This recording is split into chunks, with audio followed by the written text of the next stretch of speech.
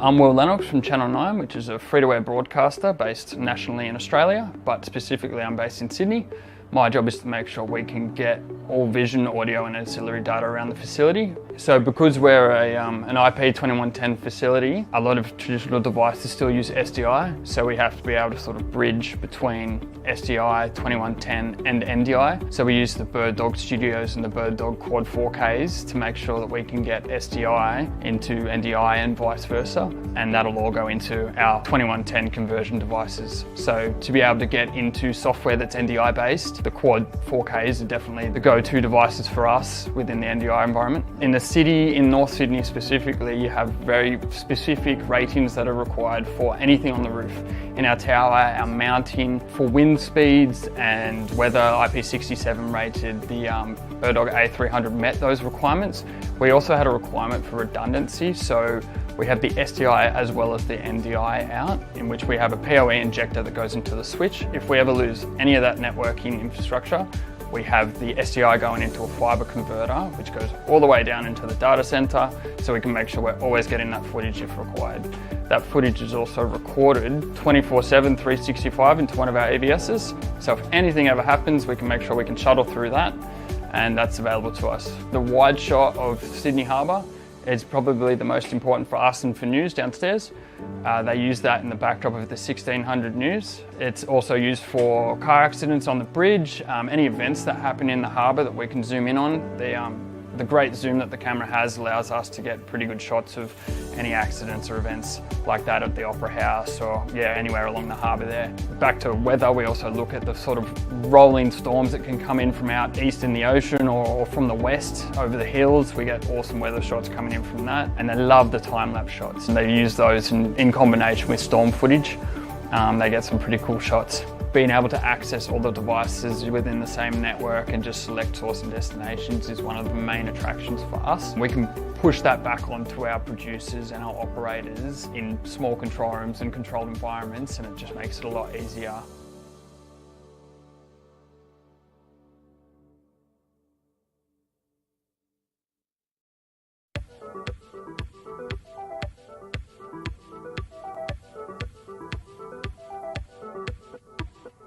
Well, it is that time again, everybody. Hope you are doing well. My name is BirdDog John, and I am back in action. In those scenarios, it's good to neuralize the cameras. You guys know that best. Very straightforward. Plug it in, go to the web UI, link the source, walk away. Like super simple. I keep looking over at the chat, and I keep seeing you are full of it. Tasty, spicy meat snacks.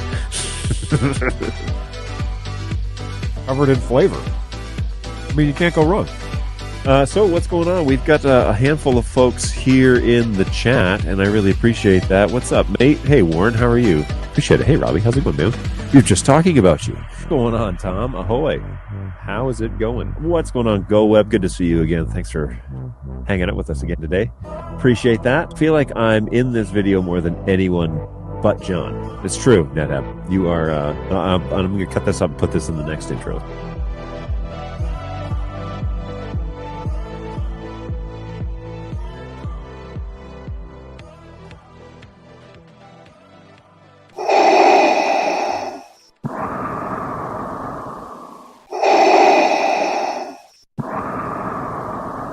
What's going on, everybody? I am indeed BirdDog John. Welcome to the May the 4th episode of the BirdDogLive show. We don't normally get them to fall right on the day of the show, and so maybe this is something we have to kick off a little more often. But I am live back on BirdDog, and let me just verify my audio here. So, hey, that sounds all right. It's peaking a little bit on Inside vMix.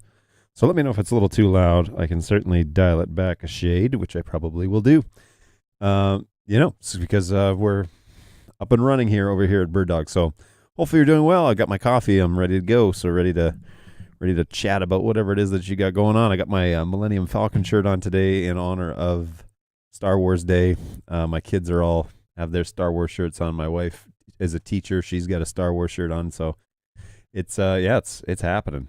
And it's a good time to hang out and whatever. So hopefully you're doing well. And enjoying the lovely day. It is a beautiful day over here, by the way, in Auburn Hills, the first of hopefully many, but we haven't had really nice blue skies in a couple of weeks, and so here we are outside the Auburn Hills office, just blue skies. Got a bit of like a small forest on the other side, so yeah, it's nice and sunny outside. It's going up to 60 degrees. It's already 53 out there, which is somewhere in the teens for those of you who live in the rest of the world other than the U.S. So yeah, beautiful day outside. We're really excited about that. What's going on, Go Web? Greetings from India. How are you? Hopefully you're doing well. You and your daughter, Sanaya. Hopefully you're having a good end to your Thursday over there in India. I'm from Stockholm, Sweden. In the car headed home. May the force be with you. I appreciate that. Thank you so much. Yes, may the force be with you. I've lined up a few Star Wars effects, so we'll see where they fit in later today. But we'll go with that. And one of the things that we want to touch on today in today's show is just about, so on Tuesday I showed my setup, and one of the questions that came up kind of internally with my crew here is just getting more context as to like how people are using products or how they're implementing them, in what scale, are people using them.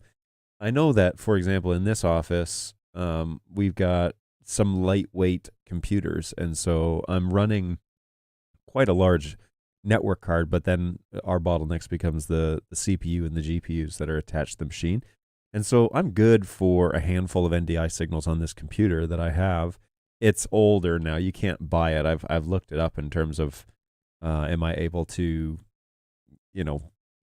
look at it or buy another one or whatever, and you can't. But these little nut computers tend to roll over pretty quick. So, they go in and out of, they're like throwaway machines, to be honest with you. And they claim to be gaming computers, but you would never run anything on this because it barely runs vMix. But once vMix is up and running for, I don't know, an hour, the CPU seems to settle down. So right now we're running at about 70%, 65, 70% CPU. And that then seems to be all about, that seems to be steady enough.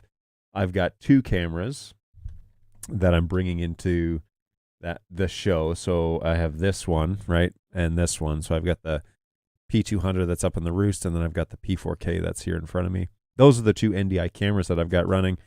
But I've got options for Auburn Road, so I have a PF120 that's watching the road now. That's sitting in the windowsill of my office. And then I have an overhead P100 that is here that we use for demos and such. And so all of these cameras, I really should put my face in the corner of all of these. But anyways, those are all NDI sources. And then lastly, of course, is the desktop view, which is the one that we use for demonstrations. And so that's my second monitor that's up there next to my camera, next to the P4K. And those are my sources. Those are my NDI sources. So what does that mean? That's 1, 2, 3, 4, 5 NDI sources coming across. But the screen capture one is a local source, essentially. So it's not going out and coming back. I think it's just staying local in here because it's being generated on this machine. So I don't really see a bunch of bandwidth increase when I light that up. But the other ones, the cameras, those ones are all, of course, in full bandwidth right now, and they're all generating a fair bit. Actually, I should verify that. Are they all full bandwidth? And they don't necessarily need to be. I mean, the overhead, I could probably, let's change this one. So this overhead camera, if I ran this in low bandwidth, like what do the letters look like on the keyboard? See, yeah, that's not too bad. It's not amazing, but it certainly saves on the bandwidth. And so that may be something that I would consider, especially for something that's so low resolution as showing, if I was showing something on the table, and I will show something on the table. So Balu rolled up today. Today's snacks on stream is Bumpy Cake, Sanders Bumpy Cake from here in the U.S. So I'm pretty excited about that. I've heard good reviews so far of people eating it out in the lobby. So we're going to give that a go later on Snacks on Stream. I have no doubt that I will enjoy this unless he has laced it with something unexpected. So all good, all good. GoWeb says, hey, I heard about Remedy. Yes, we all heard about Remedy. That's pretty exciting. We'll talk about that a little bit pretty soon because we should catch up about what that's for and what the market is there and how that's going to kind of work. But we could even look at the social media post. I'll see what I can do. I'll pull it up. Hey, I forgot to wear my Star Wars shirt today. That's okay. I give you a pass and let you wear it tomorrow. But today is indeed May the 4th. So You even said, May the 4th be with you. Yes. I did. I did give a little shout out yesterday. Hey, tomorrow's May the 4th. And the title of the show is May the 4th. So perhaps you were busy. But hey, nice shirt. Looks cool. Thanks. I get a lot of compliments on this shirt. I had nothing to do with the creation of it. I just purely bought it. But it is one of my favorite shirts. I don't have very many Star Wars shirts, but it is one of my favorites because it's basically it's like the blueprint photos of the Millennium Falcon. So it's pretty cool. John's not wearing a black shirt. It's true. I actually wore color today, which I'm not a huge fan of, and so I'm just going to stick to this camera. But in general, yes, I did wear color, and I chose a topical shirt. So yeah, there you go. Yeah, I'll wear it on Revenge of the 5th. Do it. That's great. I love that. Approved. Okay, so yeah, let's pull up. Let me see if I can pull up the stuff on Remedy because that stuff hit socials yesterday. Let me see. Am I logged into my Twitter account here? I believe I am not. Oh, crap. Okay, so I'm not going to do it on this machine. Yoink. Should really fix that. All right, but this machine will have it. So I was scrolling through socials last night and saw that it launched, which is pretty exciting. And I actually posted it. Oh. I actually posted it on the actual BirdDog help Twitter page. So that will be here. Here we go. Oh, I think maybe it retweeted as myself. Whoopsie daisy. Okay, so yoink. And let's share this over here on the main screen. And I'll try and blow this up so that you can see this. But is it going to do audio capture? Probably not natively. Let me see if I can fix that real quick. Desktop audio, this one. Add it. And let me just see if it works. Does not appear to be working, so let's see if I can fix that. Audio source needs actually looks like I can. Yoink.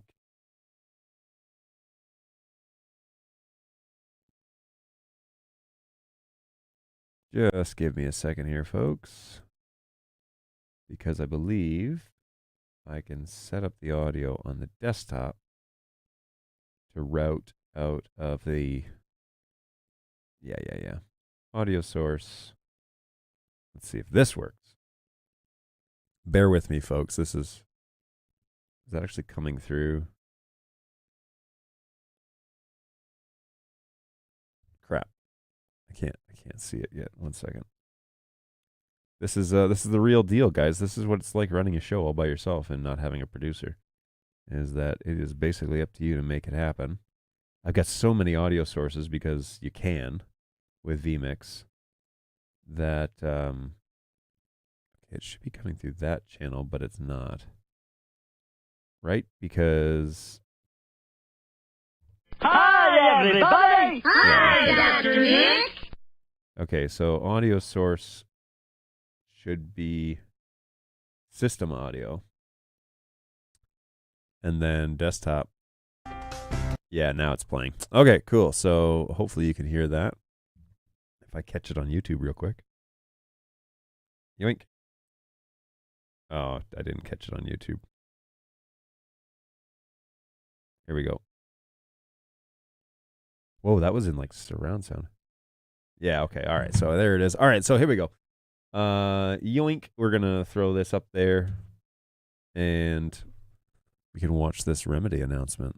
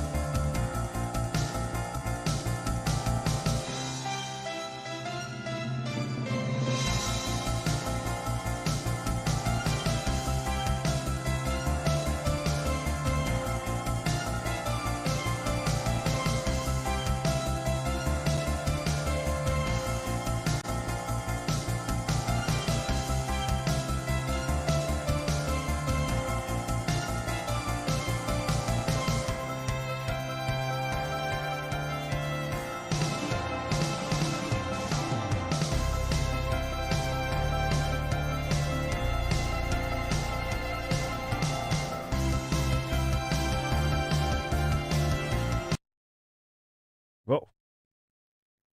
So it like abruptly ended. I need to talk to the guys because several of the latest videos that came out are they just stop for some reason, like randomly. They just done. So I need to talk to them about, hey, can we do like a fade or something and make it a little bit easier to transition out of these videos? But yes, it's quite an abrupt stop. So that's interesting stuff. But okay, so I had asked for you guys to put in the chat about what it is that you guys are up to and how what your setups are, how you're using BirdDog, how that's all working out for you. What have been your successes? What are your bumps on the road, your hiccups? Let me know, and we'll talk about that stuff because I want to provide some context as to like how it is that people are actually using the BirdDog products. I mean, we service them, right? But we get cameras from all sorts of different types of installations. And Remedy is actually a great example of the expansiveness of the BirdDog product line and how it's actually being integrated in a bunch of stuff. So we'll talk about Remedy a little bit more coming up in the show. But let's move along in the chat here and catch up with all of you guys. My setup with vMix is 4 to 6 NDI cameras, 2 to 4 audio only sources, and 1 NDI output. And depending on what the computer is, how does that seem to work? 4 to 6 is basically what I'm doing. I'm doing a couple of NDI outputs from vMix just for multi-viewer, which is on a screen below the camera, and then I'm sending the NDI over to this machine, which is then sending it up to StreamYard, which is how you are all watching this.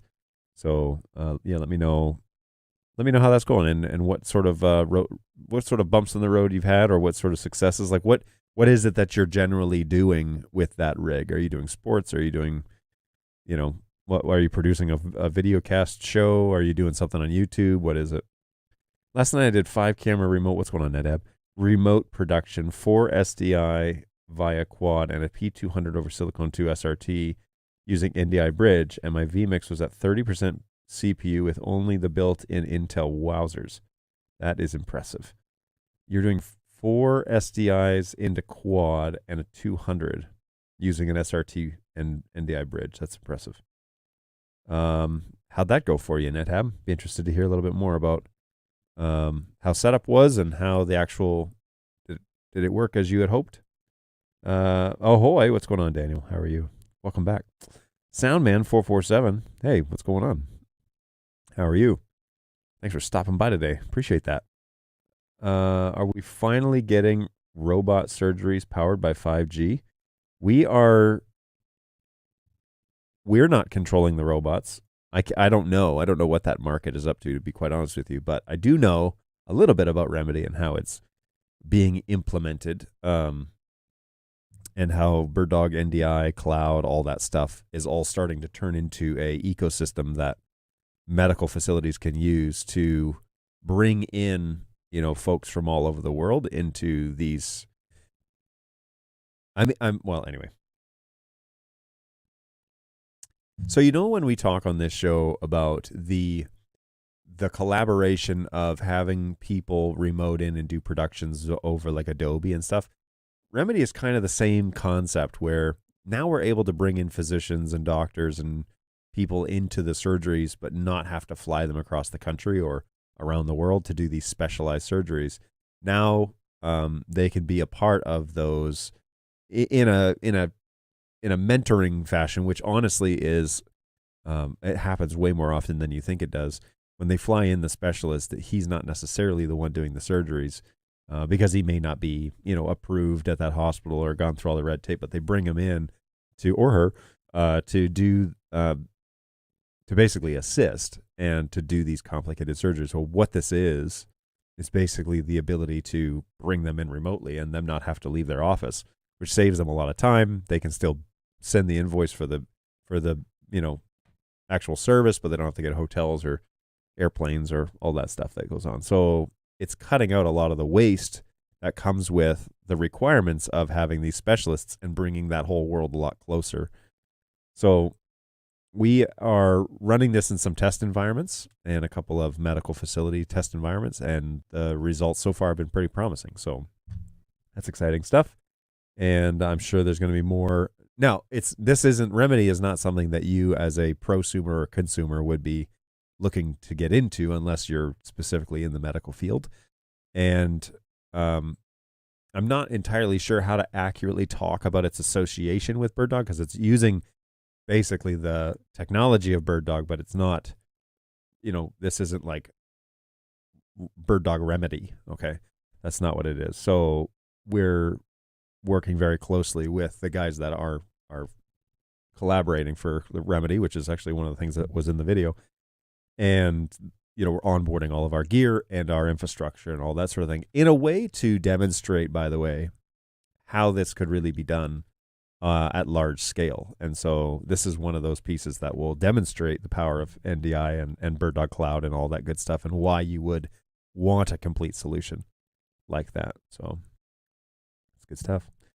Seems like you need this to set up Stream Deck keys for some jobs until you find a producer. Yeah, well, I've got Stream Deck mostly doing the soundboard at this point. And then I've got X keys doing a lot of the actual commands for vMix. So that's been working really well for me. But when I have an epiphany on the show and I decide, all right, let's watch that, because I wasn't necessarily planning on going down the Remedy path, but it was a good idea.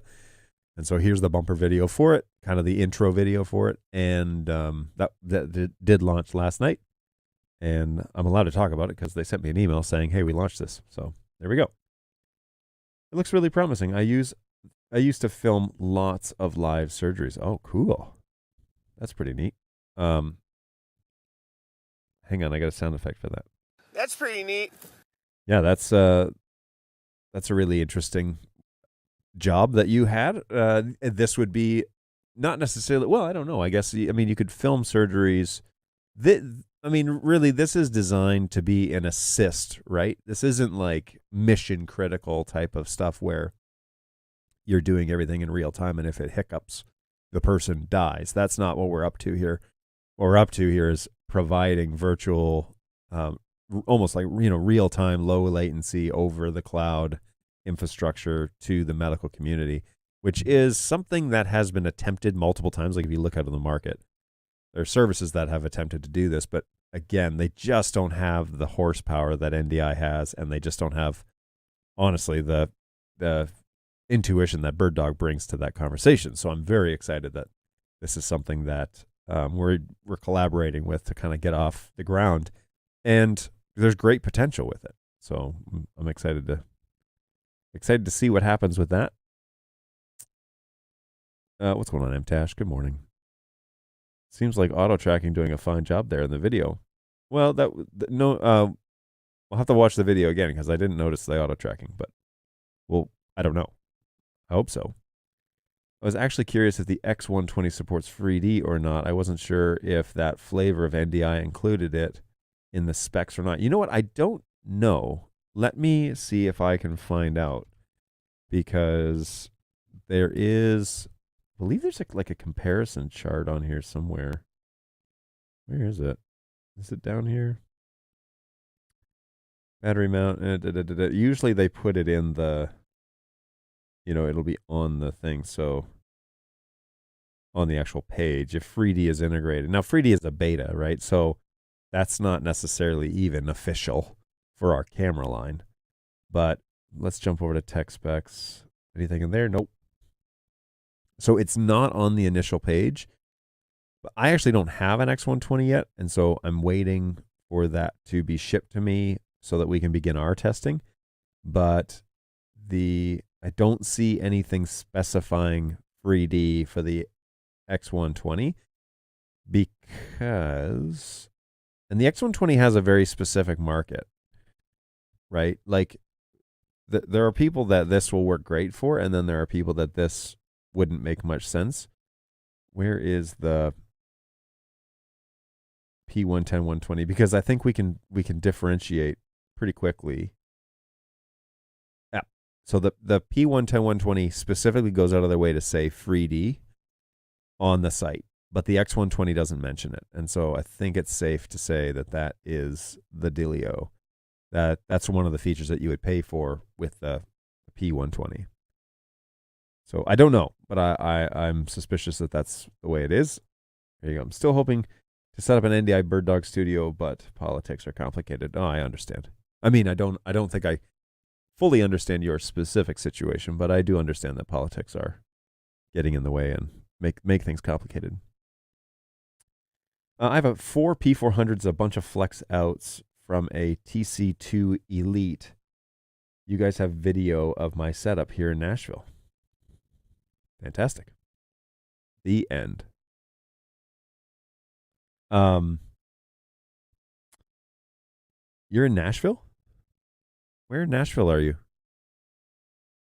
I might be passing through Nashville this weekend. Might be. It worked pretty well. NDI bridge was probably the weakest link. Can't wait for the quad to get silicone too. Audio was using a 1U Midas M32C remote controlled over VPN and transported via Magewell. All right, we'll say that word. AES 67 to SRT convert. Okay, cool. That seems to work pretty well. I'm streaming sports, 3 BirdDog Flex ins, a P200, and a BirdDog Mini. Nice. Any sports in particular that or do you just any sport will do if you're looking for work? Just curious, like what your scope of work is.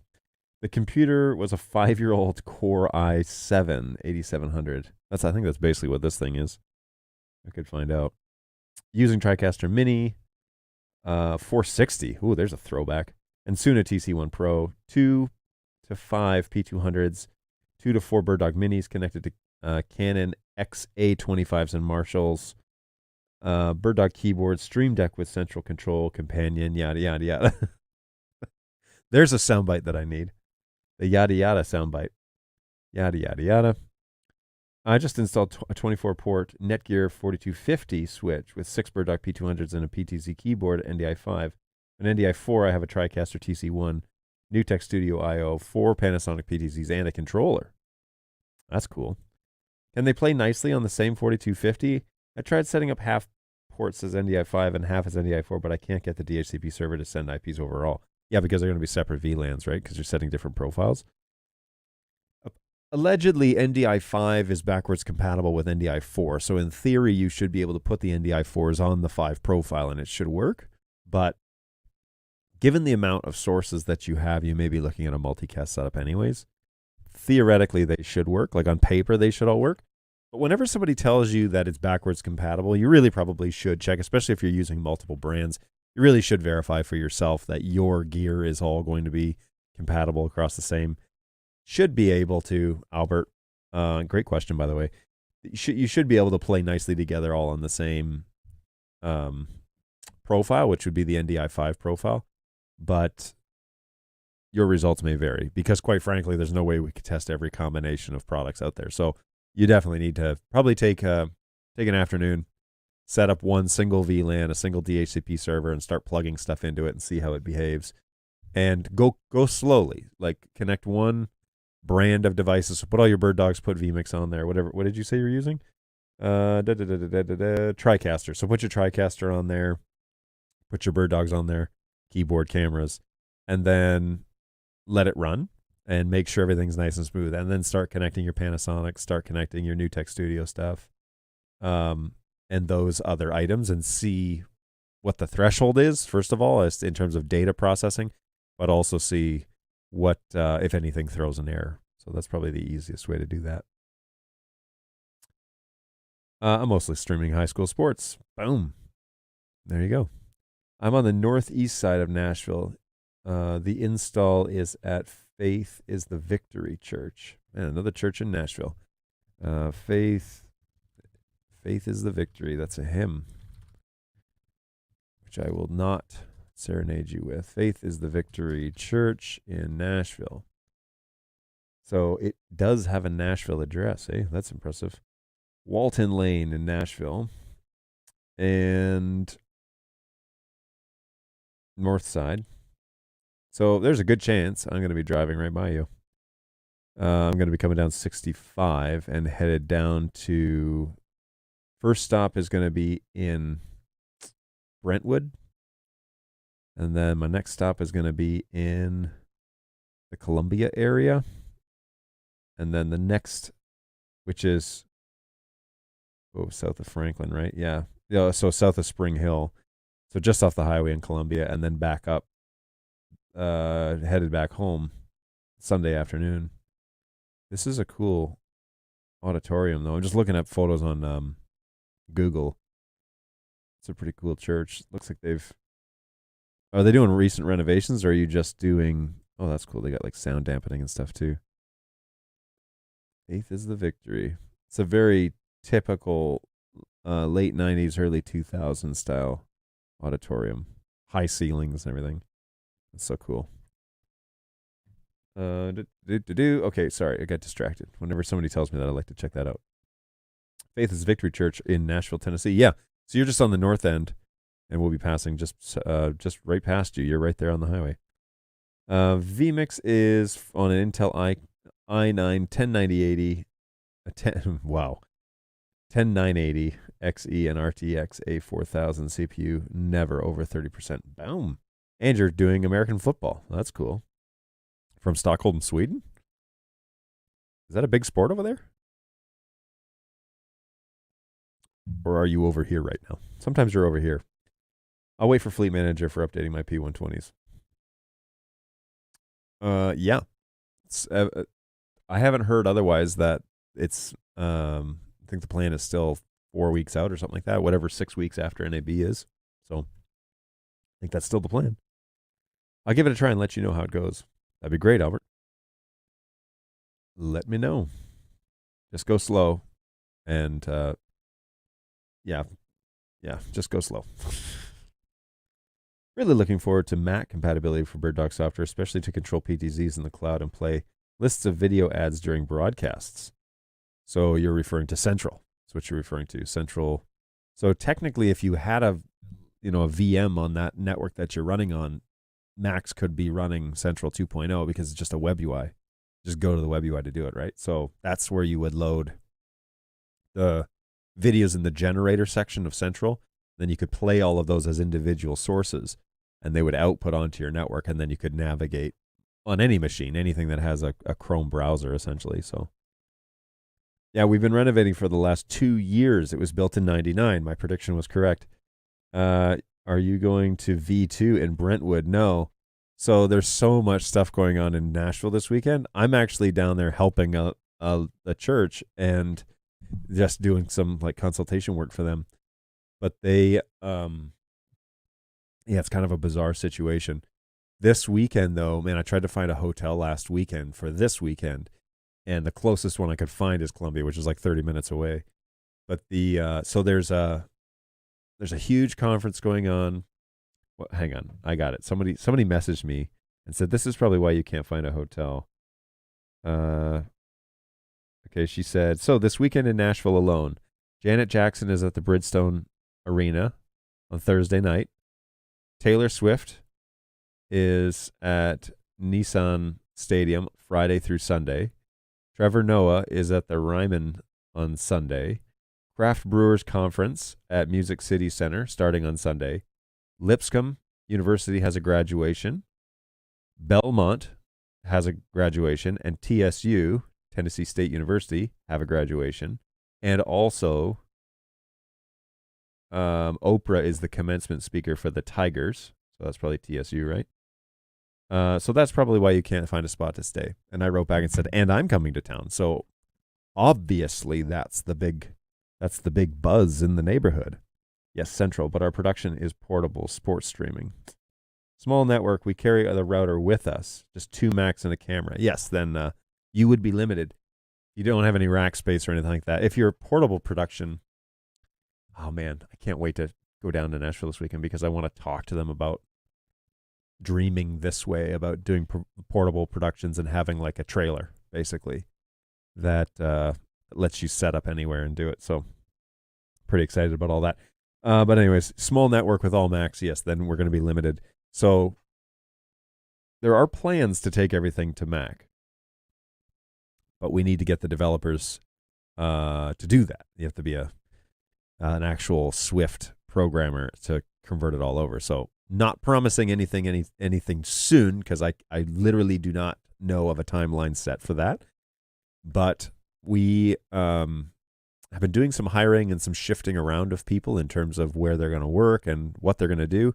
And one of those things is more of a structured format for projects and projected timelines and some stuff. We can give some rough ideas, and that is coming soon in the next few months. That all that will kind of get started. So there's a lot of fun stuff. There's a lot of really exciting news, just even internally, about the way that BirdDog is operating and structuring and scaling and all that. Remedy's a great example of that, where it's a collaboration, but we've been working with somebody for a while about that, and he's kind of the point man on the whole thing.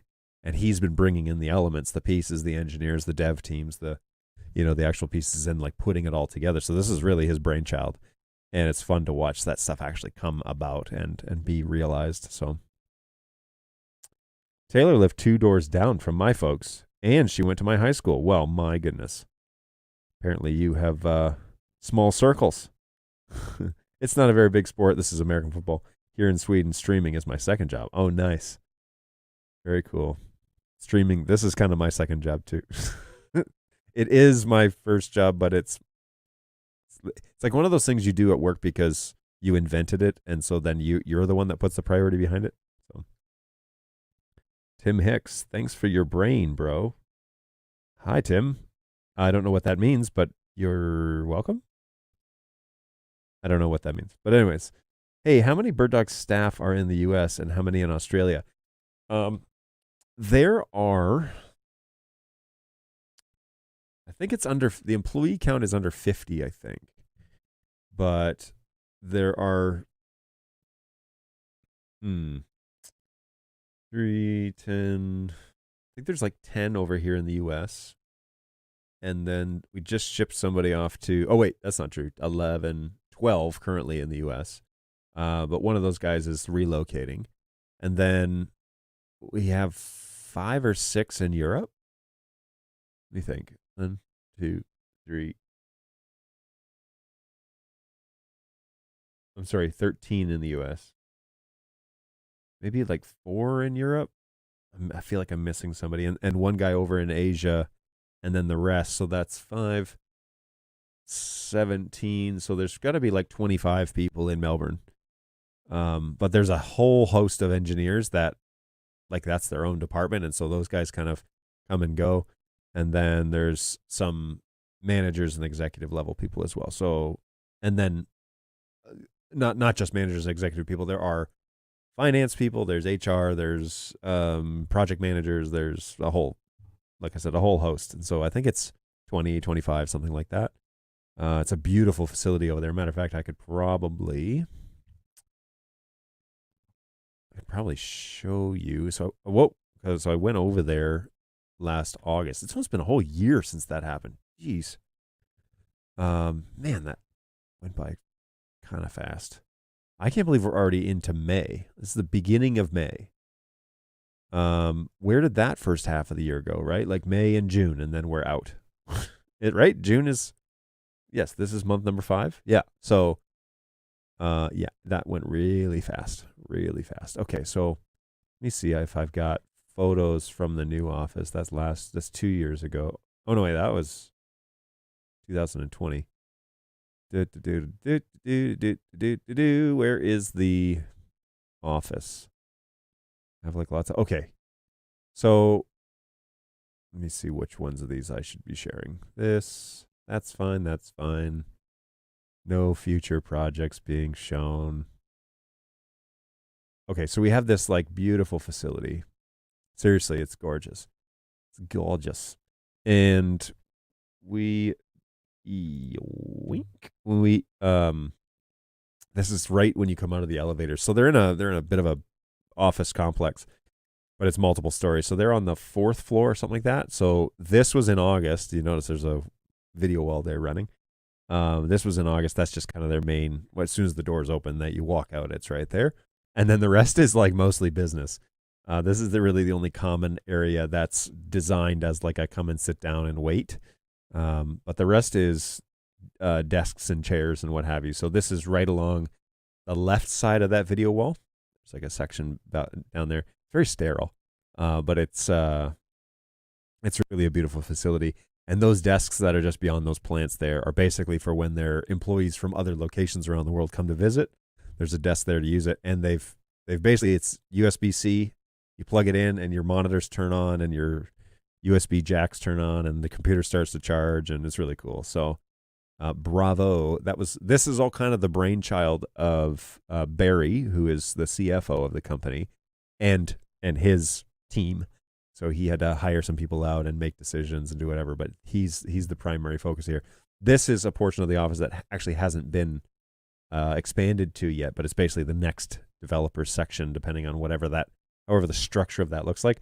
But this portion isn't actually being used, and you can see because there's only a couple of screens up, and nobody's actually working out of there just yet. This is a studio space. This is their studio space. So when you see Dan on camera now with the grid behind him and the plants and the tutorials that Dan does out of Melbourne, this is that room, which was not assembled when I was there, but they had just gotten that equipment in, so no harm, no foul. But they have a nice studio. And then this is the common collaboration area, so you can, you and the engineer and the PM and the executive can all go over here, sit at tables, plug in, brainstorm, do a bunch of stuff there on the whiteboards, and so that's pretty cool. It's that same area. They have these little quiet rooms, so if you're taking a conference call, most of the area is open office, and so it's all kind of together. Everybody's kind of, there are no walls. But if you need to make a call or an important meeting or a Teams meeting or something like that, and you need to shut the door, there are 3 or 4 of these, or 2 or 3 of these rooms that are available for that purpose, and you just write your name on the board. Hey, I need this at 1 o'clock or whatever, and go in there, and then you can make your call. Same thing here. That's the other room. So there's 2 of them, I believe. And then this is mostly where the offices are, where the guys are working. So if I'm looking at this correctly, it is I think the engineers are here on the left. I might be turned around, but engineers are there on the left, and then on the right there were that's Steve's desk. So technical writer, finance, HR, all those folks. And some of the marketing team work out of there too, or did at least in August, but they're still there. And then this is the last. So there's BirdDog Phil. We were running a test video on Video Wall because Dan wanted to prove that it's a real thing and it works and it's great. And so he threw up a very high resolution video, and Video Wall handled it pretty nice. So we were not actually gaming, but we probably should have. So. But yeah, the facility is really cool. It means business. When you walk in there, you really do feel like, yeah, this place is legit. So love it. I love that little office. That's not little, it's huge. I love that office. I like my office too. It's pretty nice. It's been my brainchild on a budget, and it turned out pretty nice. Funny side note about this is so how the first generation of our cameras all had foam in the boxes, right? That white foam that comes in with the camera boxes. Well, we have some of it, and it's super expensive to make, and it's super expensive to ship, and it's really bad for the environment. And so we stopped making it, right? And we started doing cardboard because that's, you can recycle that. Well, anyway, we still have some of the foam for the Gen 1s that we service, and sometimes we get our product back. We need to repackage it, sell it as B stock or something like that. And so we want to put it in a proper package. So we have some of it. Well, we have 24 products that required that. So we have these mountains of styrofoam that we've been trying to find a home in our office for, because we don't want to throw it away. But we also don't want to really keep it. We've been trying to decide where it goes. Well, it was in the ticketing agent office, and it kept falling over on poor Jessica. And so sometimes she would just like brush up against it and the whole thing would fall on her, or sometimes it would just fall involuntarily, or like someone would sneeze and it would fall. And so yesterday she said, it would be great if I didn't have to work with this looming wall of foam hanging over me. And I took that to be, okay, we need to get that out of there. So we emptied out this studio because it was doing a lot of, we were housing a lot of units that needed to go back to manufacturing. And we got rid of all of those. There's a story there too. But anyways, the summary is we got rid of all of those. And then I had some space in here. And so I thought, you know what? The studio could use some sound dampening. And we got rid of all those cameras, and so I guess we could use the storage, that space now for the foam. And so now there's a looming wall of foam that's hanging up right over here that I won't show you because it's so hilarious, but it's hanging out in here. But it does seem to kind of deaden the audio. I need to check it with the NTG2 because that was the one that was causing the echo happening on the recordings. But half of the room is now full of foam, like that white styrofoam. So I think that would help with the reverb of the room, right? Other than putting up sound dampening on the walls, otherwise, this seems to be legit. And maybe what I should do is I should take pillars of it and put it around the room in various spots and then see if that absorbs the sound waves from bouncing off and coming back to the microphone. But, one day at a time, everybody, one day at a time. So I just built an NDI audio stage box for 8 audio sources and 2 outs using USB audio interface and a PC running NDI free audio. That's cool. You just built an NDI audio stage box for 8 audio sources and 2 outs using a USB audio interface and a PC running free NDI audio. Man, I need to map that out of my brain a little bit because that's first of all, very impressive. Well done. But that's very interesting to me. And if I had some free time, I would definitely probably monkey around with that. Well, if you're ever here and have, quote, free time, let me know. I'll hook you up with some good barbecue. That offer is open to Eamon as well. Good to know. I might look you up because I am in Nashville every so often now. It's probably once a month or once every 6 weeks or something like that. So might have some opportunities when the kind of newness of that trip wears, and I've got some time in the Sunday afternoons or something like that. Could check that out. I was saying thanks for your thoughts on state of Max and NDI production. It's nice to hear an industry insider. I'm flattered that you feel that way. I'm just a guy on here, so I can't believe that it's been that long since I saw you in person. It's true, Phil. Time goes along, doesn't it? We go probably a year at a time, and if I don't go to NAB, it's going to be longer than that. So I don't know when we'll run into each other next. There's talk of a European show that maybe I'll show up at, but I think the only talk about that is you and me. So has BirdDog abandoned the antiquated desktop phone concept like everyone should? I quite like a desk phone. Have we abandoned the desktop phone concept? What concept is that? In terms of like everyone should. Do you mean like phone support? Is that what you mean? Or do you mean something else like I don't know. You'll have to define that for me, Ned. How about I'm not too sure where you're going with that, but I'd be happy to. I don't see any phones on those desks. Oh. In Melbourne. Yeah, you're not going to see phones on those desks, that's for sure.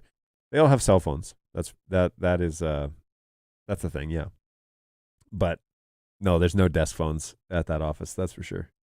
100%. They are hyper focused on their jobs at hand, and they have Teams. They make phone calls off of Teams. So there you go. We do have a corporate Teams account, which is, one of our systems we run. So like I was saying earlier in the show, it's a beautiful day over here in Auburn Hills, and wouldn't want to miss it. I sit in here in this kind of studio with the windows are all closed and everything. But I point a camera out at Auburn Hills from my office, which is at the front of the building, and that's what it looks like out my window. So it's the forest is starting to green up. You can see the foliage is starting to come back, and the sun is out today. Some beautiful cars sitting in the parking lot too. So, anyways, that's a PF-120 looking outside just as kind of a weather cam. So Auburn Hills, Michigan. If you're wondering where we are, that is where we're at, and that's what it looks like outside right now. Okay, I have a gift from Balu, which is a snack on stream, and I want to do that because it looks delicious. It's sitting here taunting me. So this is Snacks on Stream on May the 4th. John's just making up stuff to start drama. Look, I don't know. Look at him. Wish me luck, folks. It's my first Vegemite experience.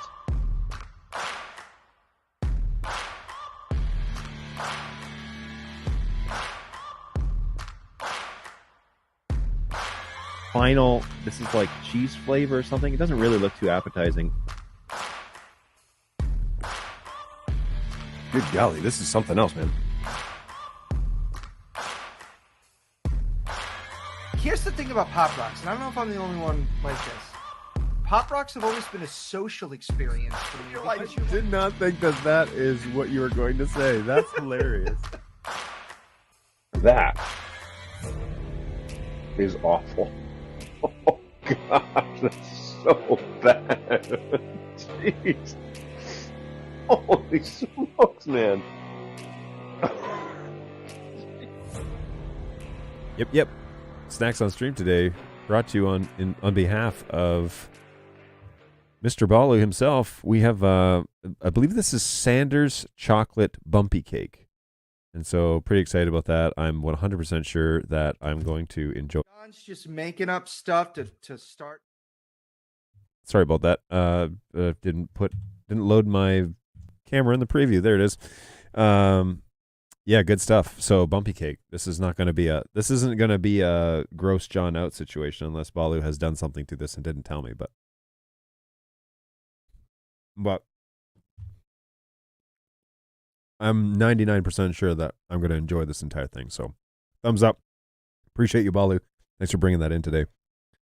Good stuff. Hey, thanks for today. Dinner time. Of course, my fine friend from Sweden. Take care of yourself. Enjoy dinner. Have a great evening. Long live and prosper. Long. Swing and a miss on this May the 4th day. Infinite diversity in infinite combinations. It's what is it? Infinite possibilities in a paperless world.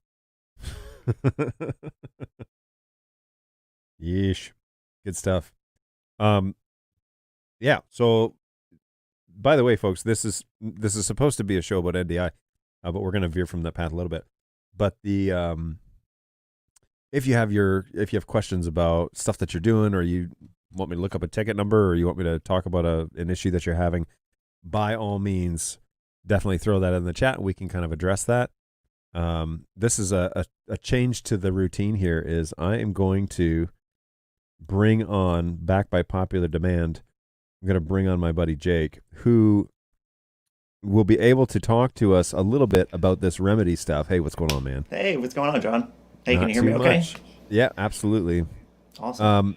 Okay, so help us with the remedy announcement, because I know somewhat about what's going on, but I think you can give us a more real-world understanding of what's happening here. Sure. So catch us up to speed. It's really exciting. So now, through the power of BirdDog Cloud and our wireless X120 camera, we're able to jump into this medical space where we really can stream live in real time these cameras to anywhere in the world. So these are remote viewers of everyone in the medical industry that needs to jump in and see maybe a surgery that's going on, or these conferences, or anything that needs to happen in that space where you really can't have cables lying around. So the combination of being able to use the wireless X120 with BirdDog Cloud streaming through iPads and devices to be able to get that stream out to the world is totally going to revolutionize the way that these types of productions and environments are taking place.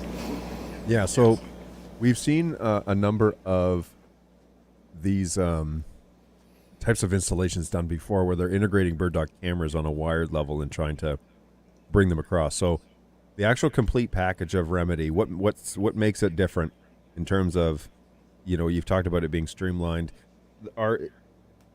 Is the Wi-Fi function, for example, is that like a part of that critical element of, you had mentioned like less cables, less wiring, all of that? Like, talk us through a little bit about what it is that we're seeing that these sort of facilities are looking for, and what is the objective to complete? Is it just a matter of bringing people in, or is there more than that?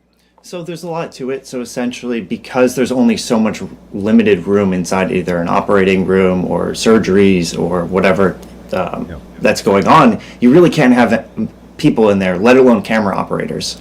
And then once you realize that, hey, maybe we can use a PTZs for these types of productions, they started to realize, hey, wait a minute, we really can't even have extra cables lying around the floor due to a bunch of medical and security reasons and whatnot, and safety, and who knows about fluids and things and the entirety of the medical world. We can't have extra things in that room that aren't necessary. So being able to have a Netgear type of wireless access point, be able to have our wireless cameras, and then the whole cloud interface, which we'll get into once Remedy starts to really open up and about how that workflow is actually obtained. But essentially being able to have operators outside the room, still using keyboards, still using the touch pads, whatever's needed inside that entire environment. So it really can scale depending on what the medical facility and operation really needs. Yeah. Okay, cool. That's good to know. One thing real quick, I think you've probably got an automatic gain element on there. So let me see what's going on. That's web ramping up when you talk. NDI webcam is doing that. So let me see if I can seriously? jump on. Yeah, it is. Hilarious. So I'm doing a different workflow than normal because I'm using a different machine to move that over. But you guys know how it is. Yep. Poking around and experimenting. Yeah. I'm curious about that too because. It looks like NVIDIA webcam has an automatic level oh my goodness, on the video section, and I think StreamYard on the PC side. So I think StreamYard does too. So I'm going to start clicking some stuff. So let's see what happens. Automatic levels, yeah, I see. So I'm going to do 20 dB of gain. So I think maybe you lost me. You're lower, but actually I had turned you down slightly in StreamYard, so I can allow it. StreamYard does it too, unfortunately, where it does. Yeah, you have to tell it like. Oh, there! I see you just moved my slider. That's awesome. Yeah, and so for me, that's 200. Is that better? Yeah, it is. It's definitely clearer for sure. There's not. We don't like that. I don't detect any ambient sound like it was before. So yeah, you're good. Cool. That's good. Yeah. So okay. So tell us about the workflow for Remedy there because when it was announced. I don't see a lot of BirdDog logos plastered all over the announcement or whatever. So like, tell us a little bit from what you at least understand of the partnership. So this is another arm of BirdDog, essentially being able to use all the technology and the power inside of what we have to deliver more revolutionary solutions specific to these markets, right? So Remedy is clearly specific towards this medical vertical. It definitely will work other places, I think, as you mentioned before. Essentially, it's just easy, simple to use, real-time streaming, start, ready to go type of plug-and-play operations is what we're going for. Because time is of the essence in those facilities, and when that video crew needs to roll up and they need to stream that video to said doctor in London because the production or the operation's happening in the US, or they have somebody in Australia that needs to give, some sort of insight on what's going on to other parties in the rest of the world. Being able to just quickly turn on that system, fire up the cameras, have that awesome battery pack for that X120 to be able to just, get everything streamlined for, unfortunately, I know that surgeries can take a while. So being able to have this reliable stream coming through a platform that's known for its broadcast and its quality is truly incredible. Yeah, I was curious when they announced the battery pack element, just because for this instance, like some surgeries are 45 minutes to an hour. Some of them are like 6 hours. Like they go on and on and on, and those are probably the ones where you have to have the specialist come in. And so, no, you really do. Yeah, it'd be interesting to know how that works at a production level. Like if you have battery packs that are available. Okay, let's say we want to do this without plugging it in. Sorry, without plugging in the battery pack, or without plugging it into the DC outlet. So when I was in the rental world, we were renting out battery packs left and right. So people were renting out everywhere from the 48 watt-hour batteries to 96, 148, which depending on the camera and the devices that you plug into it, uses up a certain amount of power. Right. But from our estimates that Dan was giving us over at NAB, like a 48-hour watt-hour battery is going to be roughly about maybe 3 hours.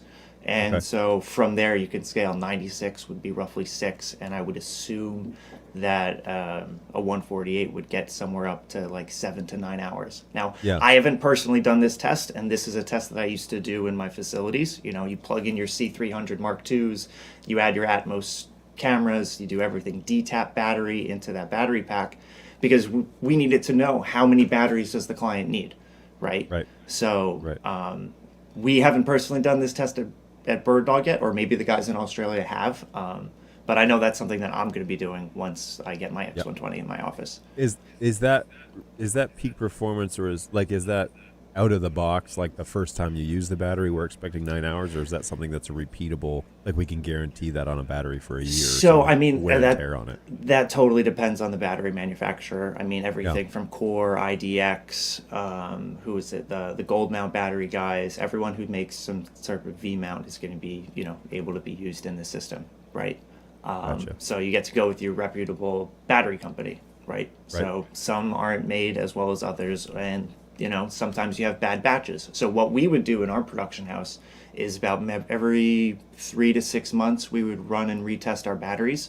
You know, we fold them, fully charged, fold up all the way down to the end, see how long that was recording. So that way we know how long the battery actually lasted in a production. And then we sorted those serial numbers, and everything below, you know, 2 hours was cut from the unit, because we didn't want to rent that out to our customers. Right. So you have to be able to know, you know, what your inventory is, right? I'm curious. I should look at the website, because curious to know about the mount. Like, it would be interesting to me if the mount had 2 battery spots where you put one in and you run it for an hour and a half. You know you've got a 2 hour battery. You run it for an hour and a half. You snap another one in, and then you can remove the other one. Well, they have those, so they're really Okay. cool. What is it? I forget what they're called. They're maybe T plates or something like that. They're V-mount extenders. So essentially, it looks like a T. One side goes on, and then you have 2 batteries on each end. So when one fails, it continuously uses the other one and goes through. So you get twice as amount of battery. But I don't remember what those are called. Let me look. I'm sure. I said it out loud, and I was like, you know what? I'm sure somebody has already thought of this. Because I remember on those, on like the Sony ENG cameras, that's what you do to, you know, when they didn't make the big batteries, that's what you had to do. Yeah. Yeah, there's got to be something here. Oh, that's funny. Okay. Sorry, my brain is saying things out loud that would be funny for everybody watching. Yeah, so it's like a dual mount. It would be similar.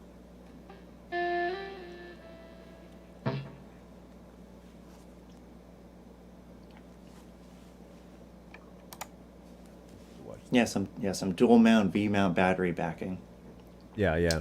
right? Well, that's cool. At least if there's an option out there, then, you know, then that sort of production level, like, I think that really opens it up, especially if we could test it, but that really opens that option for the battery operated Wi-Fi thing to really be a run and gun, a workflow opportunity. It just needs to be spelled out a little in terms of, like, again, context, which is kind of part of the portion of this show today. Is it's like, tell me how you're using the gear, like why you would use that and not something else or whatever. And most of it is, you know, flexibility of NDI, and it's a single switch, single power source, you know, all that sort of good stuff, which is great. This X120 thing is really incredible, because like now for like all of my event production staff and everybody that is running, gunning, and setting up events with their PTZs, like what we used to do just with like Teradek wireless units before we ran cable is we attached the wireless unit, sent that back to production, so that way, hey, where do we want to place this camera? You know, nobody's in the venue yet. You know, hey, can we actually move over XYZ seats and place this in a more optimal position for the lens, for the camera operator, for the production quality? So now that we have some wireless PTZ cameras, I can just throw an X120 on a pair of sticks, on a dolly and literally roll that thing around the production. Just place some access points around as a part of the whole setup procedure, which you would be doing anyway. And then that way you can optimally place your Wi-Fi access points and your cameras specific to where the production is. And then when it's time and you want to use this over PoE and Ethernet, then that's when you tape down your Cat6 cables and you run and make the optimal path from camera back to production base or wherever that switch is. So I mean, in all the conversations I've had so far, it's a combination of, for at least for those event producers, like get the camera in the location, stream that over HX, and get that into the video department. Then when it's time to, hey, is this a mission critical camera where I can't replace the battery during the production, and I know that it's going to be a 6-hour rehearsal before it starts? Okay, I have to run PoE to this device, or I have to find an AC outlet so I can use that DC, right? Yeah. Okay. I'm still like wrapping my brain around a lot of it. Yeah. Because the network conversation's constantly bouncing around. We've said and done specific things, and well, we didn't at first, and then we did, and now it's like widening that conversation a fair bit. So it's an interesting concept to carry around, like a unified SSID, like MIMO 2x2 system in your gear. But then you don't need any wires for your 3 cameras and a keyboard rig, you know? Right. It's not that you're not even trading the equivalency. I mean, you are, but you're not. Shoot. Yeah. Let me think this through. It's going to get really interesting. And then, I mean, you know as well as I that as soon as this gear gets in the hands of our production teams, like, and everyone that uses BirdDog gear, they're going to be coming to us and say, look at what I'm doing with this, right? One of my friends, Igor, like, he put the PF-120 in like a robot arm, and had, you know, it was that theater production up in Boston, and like things that like he's doing with NDI and the whole production and where he's taking things in the whole theater and performance arts space is incredible. And it's like even he's having eye-opening productions values towards me and vice versa, and it's able to go back and forth. So it's like, I mean, I can't wait to see what he's going to do with these X120s and where you can place that in those kind of scenarios as well, right? Yeah, that'll make a big difference. That's one of the struggles with a couple of the places I've been working with, just kind of on the side, is I want to bring these things in NDI, but I almost desperately need it to be like I can't run another cable up to the stage. No, that's exactly right. You know, they are, you know, the IT department has already put in some access points, set up an SSID for that NDI network, have that camera that, hey, maybe there is an AC port right on the wall because there used to be some sort of other device there, right? Speaker, like an old speaker or something like that. Or even if it is batteries, have like the local crew or the kids in the high school be able to change the battery packs for the production, right? And then have this whole complete operation, at least in that kind of space. It's, man. Anyways, I feel like the conversations myself they get really exciting, right? It's exciting stuff. It's going to be very broad in terms of like what it is that people are going to be doing with it, and always makes me curious is like, man, what unique situations are we going to find ourselves in with the way that we envision? I ask this about every product we make, but it's like how we envision the product to be used is not necessarily the way the customer is going to see the use cases, because their vision is more boots on the ground granular than ours is, where we're working in a abstract concept of we envision this to go into hospitals, or we envision this in a conference room or something like that. Whereas somebody's gonna be like, no, I put this in a waterproof bubble and we put it, you know, I talked to one guy. He was like, yeah, I'm putting this on an underwater, it's like a submergible, and it has a tether on it, so he can run a hard line to it. So he's running PoE over the tether into this, like, it's not a submarine necessarily, but it was basically like a robot. We need to talk about that. Yeah. Because I have some cameras going into one of my favorite aquariums right down the street from me. Nice. And we were talking about, you know, how do we get these waterproofed? So they're doing some Dotworks cages.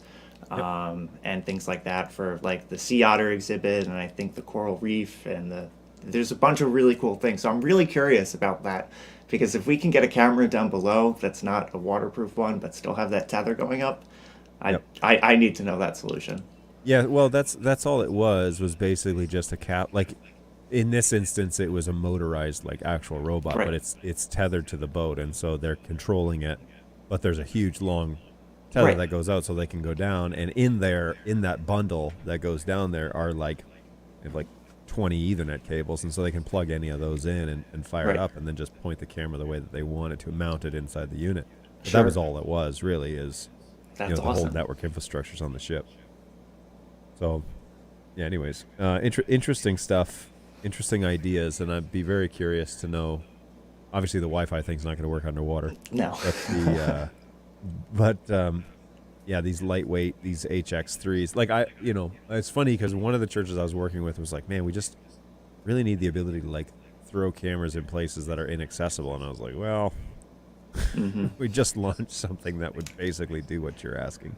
Yep. I was like, I don't have one yet, so I can't speak too much about it, but it's on its way. So that's that's on the horizon. I think there's a lot of people waiting in two regards. They're waiting because they're excited about the new product, but they're waiting to see performance compared to the full NDI wired version. Sure.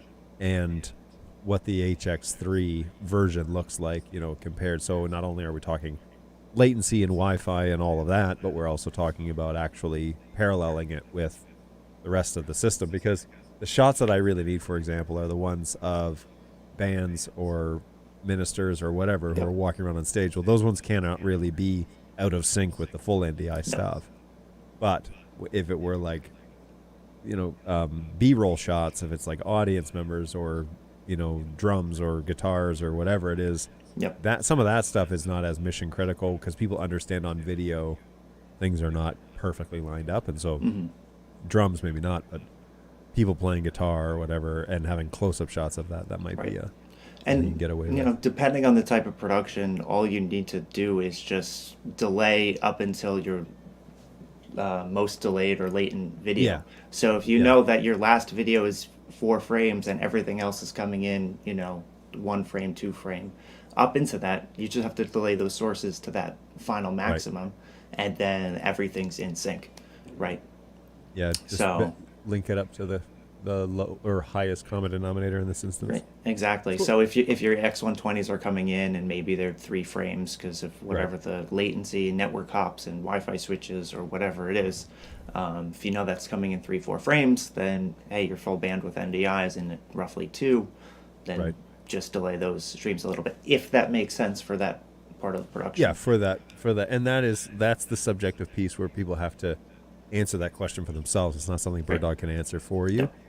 But it's like, that's really up to you as to what's acceptable and what's not, and that's a subjective topic. So you'll have to make that call for yourself. I was just going to mention Jeremy. Hey, Jeremy, what's going on? He's jumped in here.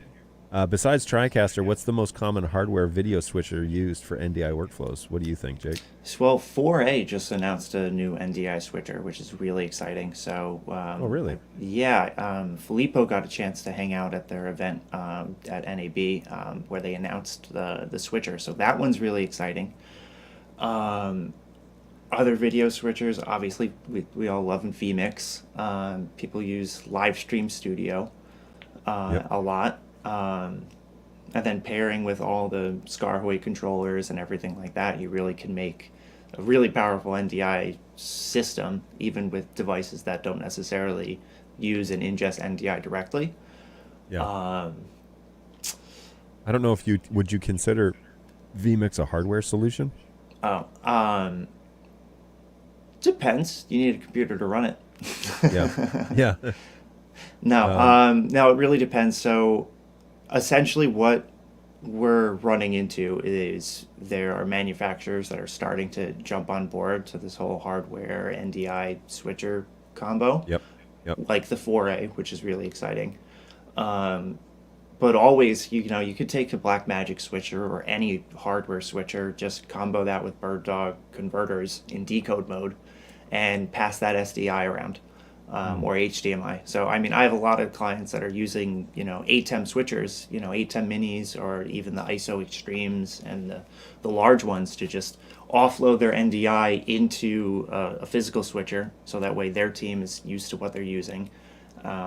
Using a computer on the network like multi-view to create some extra multi-views that maybe ATEM doesn't provide, or if you need customs per down the chain in production, then that's when you subscribe more NDI streams to that multi-view computer and you get to push that wherever it needs to.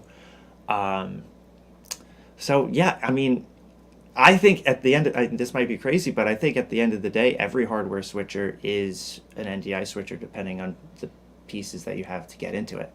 Now, obviously, we would all prefer it to be an Ethernet cable connection in, but I don't necessarily see hardware switchers getting a 10 gig NIC really anytime soon to handle that type of input. So what do we do in the interim? In the interim, for those broadcast facilities, they have ROS consoles and controllers and interfaces and everything like that there's already in the production. And what I've been finding from traveling all over and talking to the entire BirdDog community, at least these broadcasters, everyone has an open gear frame that's not even close to half full. They have maybe one or two slots that are currently being used. So every single one of those ROS switchers or every single person that has an open gear frame can now offload and onboard SDI to and from NDI, right? And that's what we're doing here at BirdDog. At the end of the day, is getting that IP on and off the network as best as we can in the highest quality that we can, and up to the broadcast standards for our entire industry. Yeah, a lot of our industry ends up being about bridging over existing infrastructure into the NDI realm. Like, it's great. It was a great idea to start down that realm, honestly, like as the original, and not try and do cameras out of the gates, because studio and mini essentially. Yeah. It was a great concept to do that, mostly because that infrastructure is already there, and so we want to get it over to NDI and then show the flexibility of NDI, and then you can start building NDI products that are generating NDI themselves, like a camera, and then putting them on the network as well. But you have to establish the protocol in the existing infrastructure first before you can kind of make yourself, a market for increasing that workflow. And when people then realize, oh, this is way more flexible than SDI installation, then it becomes, not. And again, you start splitting hairs, because you talk about, oh, well, it's it's not as fast as BNC or SDI, but in terms of latency. But yes, but are the advantages of NDI outweighing the latency, the frame or two that you're getting with the NDI encode? Because if that's the subjective question that the actual production is going to have to answer. If IMAG is everything, for example, then it obviously doesn't make any sense to introduce latency. But most of the time, IMAG is not king. Sometimes it is. Some divisions it is, like some specific install groups where it's like all house of worship, and all they care about is capturing what's happening on stage and putting it back up on the screens. As fast as possible. I understand why that's mission critical, but for a lot of folks, like doing recording and stuff like this, I line up the audio in vMix. I haven't had to do it in a long time. I did it once, but the latency is not super noticeable. The latency actually happens when I send it up to YouTube, because that's where the lag ends up happening. And that's one of the things that people talk about here is, oh, well, there's 20-second delay. It's like, it could be a lot longer given some of the services that we've used. Jeremy likes the Open Gear shout out. I love Open Gear. It's great. I did pull up the video for the HVS 190S, which is labeled on the 4A website as the new video switching product. And so I might be able to throw that up here if we want to watch that. But Montana posted here, JVC just showed off a new purpose-built vMix box, much like a TriCaster at NAB. So let me punch that in here. Yeah, let's check that out. JVC vMix box NAB 2023. Let's see what comes up under that search. And while I'm searching, Jake is going to play us some tunes.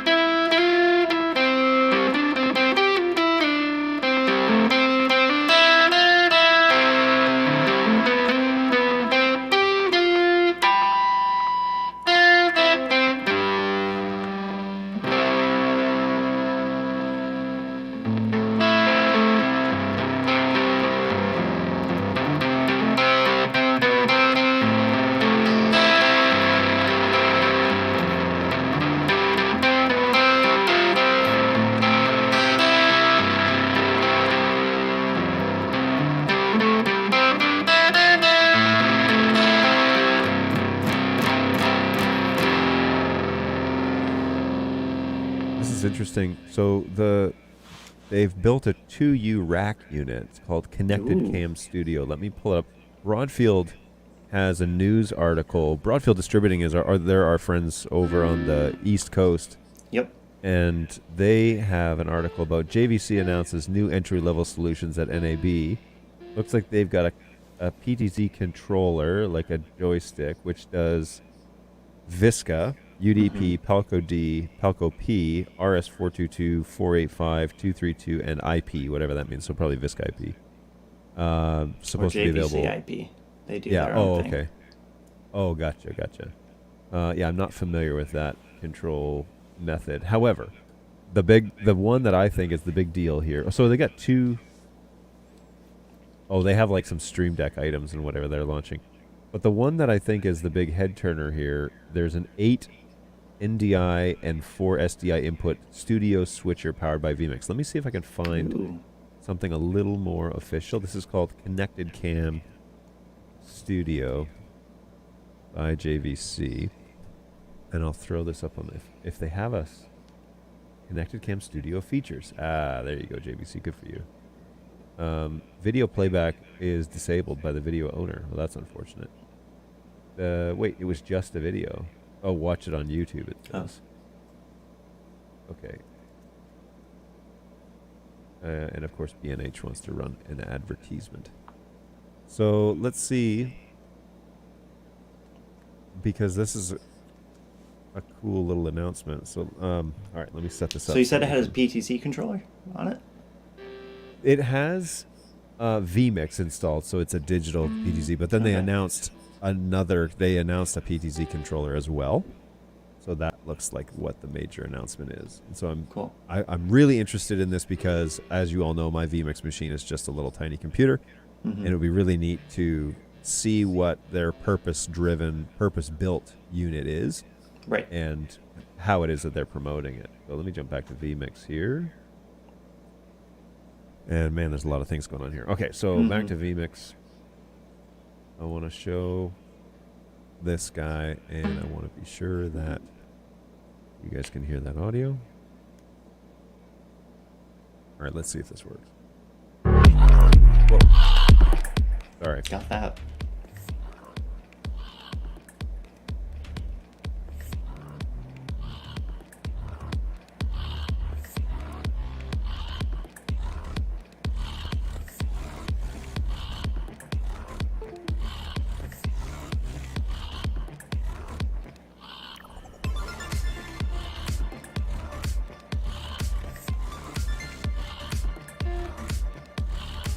I don't know if that's the computer glitching. It's YouTube.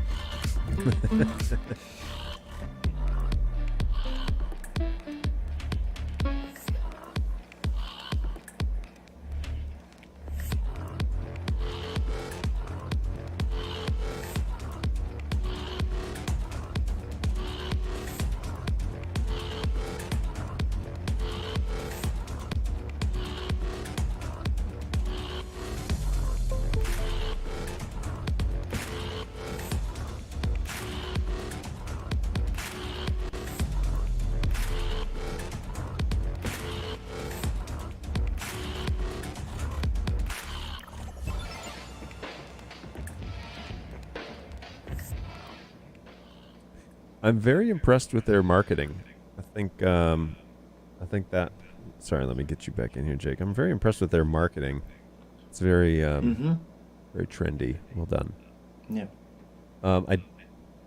It's basically a 2U box. I mean, Jeremy makes a case here. He says, well, basically, it looks like a Wirecast gear. Yeah. Essentially, it's a vMix version of that. Connected Cam Studio is the claim, and I'd love to see its performance base, whatever that is, because I'm all about, as everybody knows, I'm all about the buy a thing to do the thing. Don't buy a thing to do 10 things because they won't do anything very well.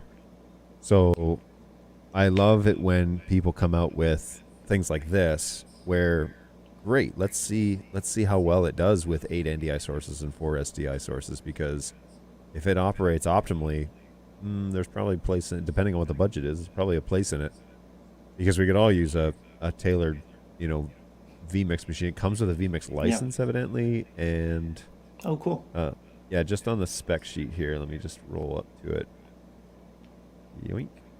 PVC announced. So it comes with, it's a 2 RU unit, comes with one 3G SDI output, comes with 4 SDI bidirectional connections. That's cool. 4 DisplayPort outputs. Holy smokes, that's probably for multi-viewers. 1 HDMI output. Here's that thing though. 1 gigabit Ethernet connection. Doesn't make sense. That doesn't make very much sense. Windows 11 available in May. Up to 8 NDI inputs and 4 SDI inputs. Is with it a vMix and 4K license? Is it and or for the SDI? It does not say and or. It says up to 8 NDI inputs and 4 SDI inputs. But Okay. what does up to mean? Yeah, exactly. Like, yeah. If I use 4 NDI inputs, does that? Or if I use 6 NDI inputs, am I only allowed to use 2 SDI inputs? I can't imagine that's the case, but it's still kind of a cool idea.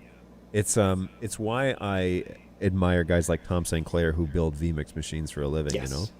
and sells them to schools, and they have great success. And he knows his stuff so well that he's just like, yep, it just works. I know it's going to work. I know what I'm buying. I know what I'm doing. So, I would There's a lot of trust a guy settings like under that. the hood. You know what I mean? Between BIOS and Ethernet advanced NIC settings and everything under the hood once you even get Windows installed on it to run vMix Yep. properly. There's a lot to it. So exactly, the guys like Tom and Stream Dudes and everybody who's making those vMix boxes that know what they're doing is aiding the industry completely. So Oh, for sure. I love that. That's why I kind of love, although it's extremely expensive, I love the TriCaster just because they built it for this purpose. And so it's not like you're going to have a bottleneck with this device. It's going to be something else, right?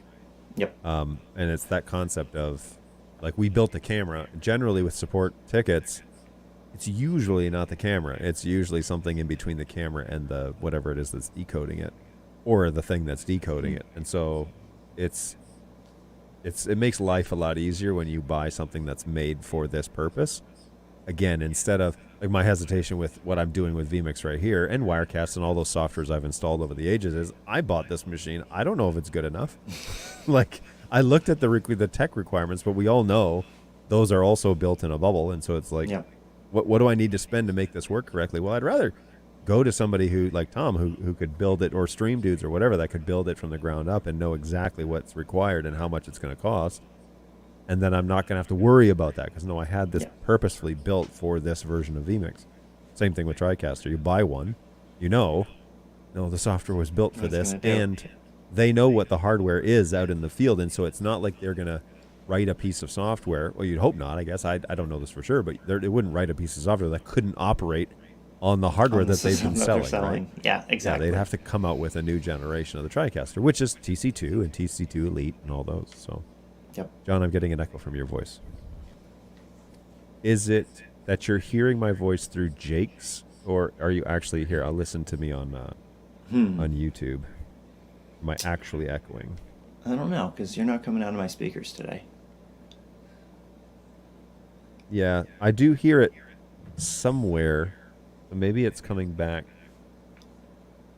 Is there a vMix audio input that's on? Let me get rid of this microphone. Maybe it's feeding. Is that any better? Nope, I can still hear myself. It's very faint. Like, it doesn't bother me at all, but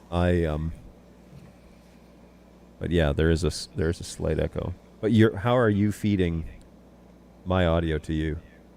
You have an earpiece? Yeah, I do. Okay. Yep. Yeah, earpiece. Yeah, some little Shure single in-ear headphone, which are Gotcha. great. There is a slight chance I'm picking that up, but it's unlikely. Let me just check vMix real quick. Good call, Frank. Let me look into it. All right, my only audio channel, I've only got one audio channel on right now, so unless it's my microphone picking up my own cans, but those are not very loud. Let's try this. No, I've turned them off and I can still hear it. So anyway, it's It's not the end of the world. Same. TriCaster is almost always what I install for clients these days. It just works. That's a big statement in this industry, saying something just works. I've realized how careful I am when I say that phrase, and so if somebody tells me that has some weight behind it, because I have a TC1, and it's a refurb TC1, but it does pretty much just work. It's running out of memory quickly, because if you load more than 2 or 3 sessions, like if you save them and try to recall them, you run out of physical hard drive space. You run out pretty fast. So I've got to expand that, but that's actually an expandable option. So oh, cool. It's not the end of the world. Yeah, Jeremy also does not understand the NDI. This is probably NDI HX2. That's what I was thinking. Is that if it's 8, well, then that's the thing about HX and why full bandwidth NDI is great, is that it's easier to process on that system computer, because HX is going to require your GPU, and you're going to be using GPU sources to decode that stream into your vMix production. With That's interesting. full bandwidth, it's dealing more on CPU, or it can handle the iframes better because it's not like a H.264 compressed stream, so it doesn't necessarily have to unpack it before it has to restream it. So just something to be aware about, and why full bandwidth is great is that I can get like maybe 8 to 16 sources on a 10 gig NIC for full bandwidth, but I do not know if I can do that many HX streams. So see, that's so funny to me, because the conversation kind of stops with a lot of, at least in the consumer level conversations. And well, obviously I would do HX because I could do as many sources as I want. It's like, no, not necessarily. No, because H.264 is way harder to handle than the iframe Speed HQ codec. So it ends up if you're sending HX around for different decoders around the building, absolutely, it's great for the IT department. It's a lot less bandwidth on the network. But if you're going to a single machine that needs to input a bunch of sources, I don't think that everyone's going to be able to automatically be able to get 15 more sources just because your bandwidth is 10 to 1 instead of right. So it's not a 1-to-1 trade, especially if this because you can do GPU decode with full, but still that's easier for NVIDIA and the graphics cards to handle an iframe incoming than dealing with a whole compressed H.264. Interesting. Yeah, that's good to know. Okay, that just makes a great use case for. So once Silicon 2 publicly comes out, and we really get it on all our cameras, realistically you can set up a vMix machine, have one session pull all the full bandwidths, and then one session pull all the HXs, and literally see stack it up. How far can you go? I haven't personally done that because I got to get all my cameras up to date on Silicon 2. Some I keep on beta, some I keep on production firmware. So once that's all public, and then that's one of the things I'm going to take care of. I'll be good. Ooh, and I jumped over this by accident. I didn't mean to. Jeremy says, by the way, happy Star Wars Day. Happy Star Wars Day, Jeremy. Don't fail me again. I have my original VHS behind me. Nice. Those are great. That's pretty cool. I don't have a VHS player anymore, but I have to keep those on display. Yep, you got to keep them up there. Ian says that he's using a Blackmagic ATEM HD Constellation. I think I've used one of those. Yeah, they're pretty cool. I forget. It wasn't the Constellation. I forget what one that the church I'm working with has one, and the button choice seems odd to me. But they're squishy. They're squishy soft buttons, kind of like the keyboard. But when you're watching a multi-viewer and you're calling cameras, a click would be probably a little bit more obvious. But I don't know if everybody would enjoy that or not. But I'll find out this weekend because I'll be down there and I'll find out which exactly one it was. Oh, cool. That JVC connected studio requires an NTP server. I didn't see that. Did you see that? It didn't say it requires it. I know they use the NTP server in accordance with their SRT in a way to synchronize their infield cameras back to home base. So that's pretty cool. Yep. But yes, the P200 just has the NDI Genlock switcher feature. Excuse me, and yeah. Yeah, I mean, timing in the NDI world is different than timing in the SDI world. So, like, people are used to the Genlock conversation and basically locking all their sources to the same. Correct. It's different in the IP realm where they're generating their own timestamps, and you can have them all look at the same camera, the same timestamp off the same camera, and then it ships the package when they see that, the timestamp come out of that camera. So they're all locked into the same. But it's a different concept as to how to do Genlock. It's not true Genlock like it is that if you were referring to an SDI camera. That's just because it's an IP protocol. This would only make sense if it were a Linux box, in my opinion.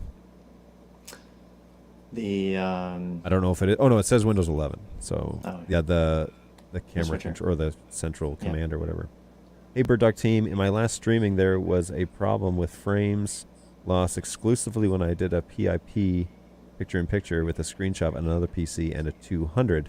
The strange thing is that only lost frames in the BirdDog P200 and the rest was all okay, all in vMix. Any ideas? I would say, how are you making the picture-in-picture, and what is the network setting of that P200? And do you have that pulled up anywhere else? So is it pulled up in Cam Control, or is it pulled up in NDI Studio Monitor or another source on the network? Because usually I see dropping frames when multiple sources are pulled at once, right? Yep. Are you doing something like, the question is, are you doing something like this? So vMix, you can layer, right? And so I've got Auburn Road PF120 on top of the P4K. But I didn't really do anything other than I went into the layering view and dropped it in there. And I can move it around and edit it, but just for this demonstration's sake. But I don't see any sort of issues with NDI sources on top of each other causing that issue. No. But it's a pretty simple thing to do. So if you're seeing drop frames on the 200, I would highly suspect that you would need to investigate the network activity coming across. Are you doing a screen capture on the same machine you're running vMix out of? Because that will also play a factor as to are you doing an NDI screen capture, so screen capture from NDI, or are you doing screen capture from vMix? Because those are two different processes. Honestly, I find it a lot more stable doing screen capture from NDI tools and bringing that in as an NDI source, which is what, where's that shot? It's this shot. Oops, I should close this down. So this shot is at NDI tools screen capture coming in as an NDI source into vMix, and then my picture-in-picture, which is me in the corner, is that 4K that's layered on top of that source. So, and that Can way, you pull up your vMix window? Because there's some options inside when you add a new NDI source. I believe it's FEIM and a buffer size as well when you create a new NDI source that you can select. If you're saying create a new NDI source here, right down at the bottom. Yep. You have a couple toggles, right? Yeah. Let me make this a little bigger so everybody can kind of see it here. I'll bump you off for a second. You're still here, Jake. You're just not on camera. So yeah, that FEIM was added by vMix for dealing with dropped frames or sources that are coming in without trying to handle that stream a little better. And then what's that next one? Increase buffer size. So I would try to go in between both of those on that source. I would make sure that you're only pulling that source in once and creating a new picture-in-picture from like a blank input. So that way you're just reusing the source that you already have in the system rather than adding it in again. So with that statement though, let me bring up. But again, I'm not 100% on the back end of vMix. Right. So this window is where I do the picture-in-picture stuff, right? So it's P4K source. I've selected this top one here or this one here, and I've selected that whichever source that I want to put on there. If you want to move it around, you can do that here on the position and edit and do whatever there. But for just the picture-in-picture stuff, I have my sources coming in one, just like Jake said, they're coming in one spot, and then that's a weird. Look what it's doing to the. my camera up in the corner because I've taken that source and put it in here again. Yep. But so it's layering in the picture-in-picture on which is this source. Which is what that's the original source right there. So it's an odd change. Anyways, but yeah, just right there. But all the sources are only coming in one time. They're not coming in multiple places and multiple times. They're just coming in once, and then I'm building each of the scenes kind of how I want them. I don't know if that's useful at all. We can actually find out here. So, screen capture NDI tools. My setup involves using a router as a manager, connecting the PC to it with the 10 gig screen capture inputs on a 1 gig port and the 1 gig switch for the P200s. I'm not saturating the 1 gig switch at all. Everything is managed on a 10 gig router. So then if you're dropping frames with the 200 coming into, is vMix running on a 1 gig connection? Because for the record here, I'm running on a 2 gig connection because I'm running dual trunked, basically lagged over fiber into my 4250. And so because I can't do more than 3 full NDI sources without the NIC card on my 1 gig NIC card having issues. Right. So, and just like keeping up, it is a 1 gig port, but it just can't keep up. And so I have 2 gigs and that seems to settle everything down. Cool. I hope that's relatively useful. Trading more CPU instead of more network. Yeah, essentially. That's the HX versus full conversation. Did that list what GPU that it had installed? It did not. That website. I'll jump over there. JVC announces. No, it doesn't say which GPU is installed, but this is not their website. This is Broadfield's website. So let me see if I go to the pro.jvc. Oh, no. That website has a video that is not available on their website for some reason. The video they made isn't available on their website. You have to go to YouTube to watch it. That's all it was, but I think that might just be a technical error, not some sort of purposeful glitch. NDI tool versions numbers differ from the NDI protocol numbers. The only way to check what really transmitted with the protocol is NDI analysis. Could the echoes be Jake's PA and returning? Possibly. I think he's wearing an earpiece, so it might be, but I don't know. We don't know. No, I don't think it is because my mic is barely picking that up. Yeah, but you can mute me if that helps it. No, I don't think it's necessary. It's not super distracting for me. So, and I'm the only one that matters here. Yep. Comment in the Facebook group in more detail. Cool. So yeah, if we need to follow up with that. But I would seriously investigate that NIC card. This is generally why a lot of vMix forums just start at the 10 gigs at this point and get that into a. Now I don't have that, by the way, but I have dueling NIC cards that go over for fiber, and that seems to. I was having drop frames, and that seems for the most part to clear it up. And as found by our buddy Josh Bernstein, there's some 10 gig NIC issues on Windows 10, so that have been resolved in Windows 11. So I know that's a hard thing to get over and to update for most systems, especially when things have been rock solid besides a 110 gig Ethernet thing. But there are some errors in Windows 10 that have not been backfilled or fixed and is not on the roadmap to. So, and that's a Windows 10 thing. So that's interesting. That's not on the roadmap for them to fix. No, at least that's what Josh was telling us, and that interesting. It's just not.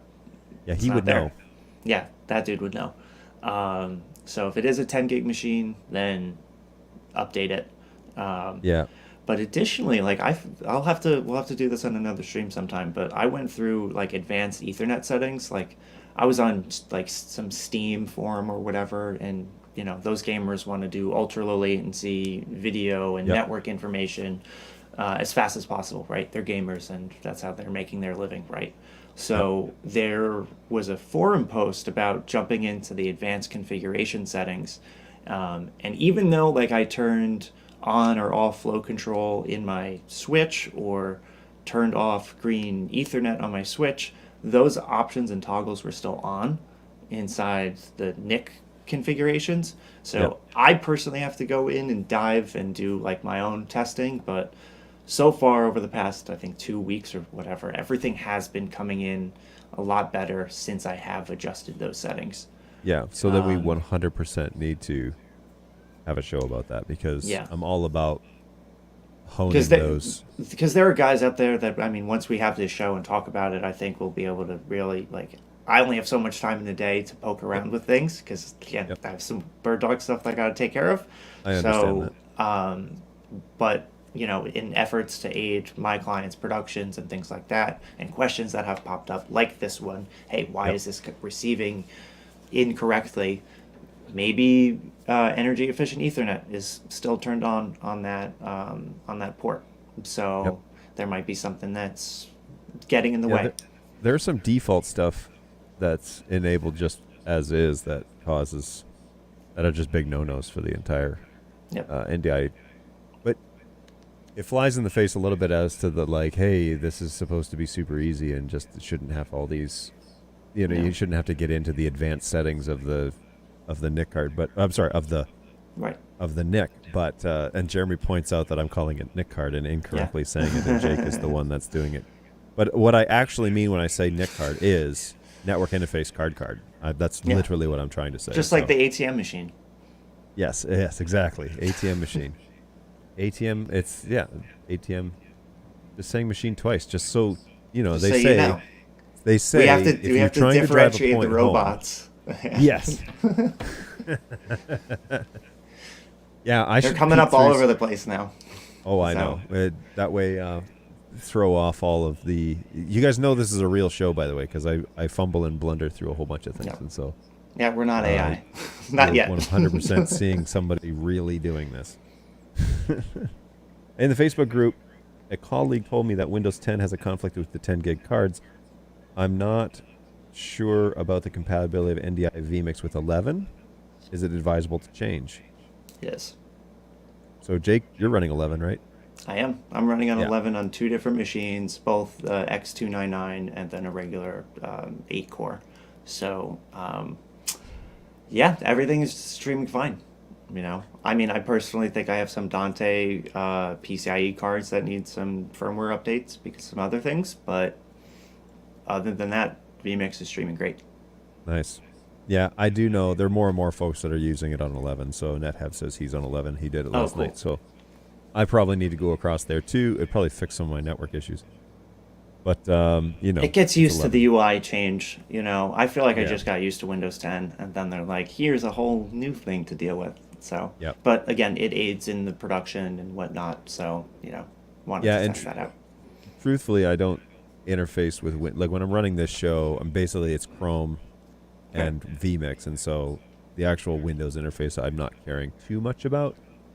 But it is hard to leave the thing that you're finally comfortable in, and Yep. then for them to change it again. You know, kind of like that's not necessary. I actually think they'd be more successful if they were to create some familiarity with their product.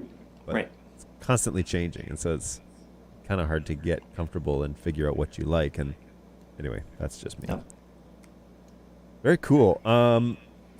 Well, I've kept you on here for like an hour, dude, and was a I'm good happy time. to keep you on for longer. But I do know that you're supposed to be relaxing today, so Yep. I'm going to jump I off. Probably So. should send you on your way. Sounds great, guys. But it's always a blast to have you here, man. Thank you so much for volunteering Always. and hanging out a little bit and playing some tunes. And we need it's to a do lot a of fun. studio tour of yours. So whenever you get Yes, we do. confident, Yep, and I shoot gotta me a definitely message. clean up some stuff, just organize some cables, but not too much because you guys got to know how real. the It's a real studio deal. looks. I got a stack of foam next to me right now. So Nice. yeah, this is how things are done in the real world. Yep. At least my world. I don't know if it's real, but it's at least mine. For sure. So there you go. But have a great right. afternoon, man. Take Thanks, care. Sean. It's morning You too. over there, but take care of Yep. yourselves, and we'll catch you next time. Talk soon. Thanks, everyone. Later, man. Okay, so we are on to the end of this show. Basically, special shout out to Mr. Jake. He always does me a favor and comes on the show, keeps things spicy. So always a pleasure to have him around, and he jumps on. So hey, awesome network information. Thanks. Oh, you're very welcome, Laura. I'm glad you feel like it's useful. I find it, actually, I pulled up the advanced, while we were talking about it, I pulled up the properties and went to the advanced tab, and there are all the things that you basically have to go through and check. So we will definitely check that out. You're very welcome. We'll definitely check that out and see if I can improve things. Who knows? It's always nice to make incremental improvements, and that's what we do on this show. Slowly evolving into something that we think is better. So, hey, you guys rock. May the 4th be with you. May the 4th be with you as well. Appreciate that. I have let's see, this sound effect, which I really like. I have spoken. Which I think is also very, very topical. So, indeed, I have spoken on these things. Gracias. Oh, you're very welcome. Hopefully you have found some of that useful. Hey, if you get your hands on one of those JVC boxes, let us know. Yeah, I feel like I'm kind of in the market for a different vMix machine. It would be great to get something in the office that's a bit robust and could support the show a little bit better.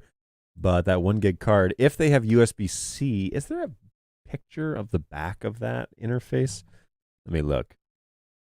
I just want to know, like, what connections do they have, right? Because Connected Cam Studio. I'm actually quite interested in seeing more about this. Connected Cam Studio by JVC, because it looks, but I don't want to go to the JVC website because it doesn't really have anything on there that shows me like any pictures or anything. It just shows a video. But I want to see the interface. Maybe there are some photos on like a Google photo. I'm pulling up, when I click on Connected Cam, I'm pulling up a lot of their cameras, and I was thinking that this is their most recent launch from NDI or from NAB, and I was wondering why they don't have any pictures of the I/O on the back. A lot of photos of the front, but nothing of the back. I just want to see what the interfaces are.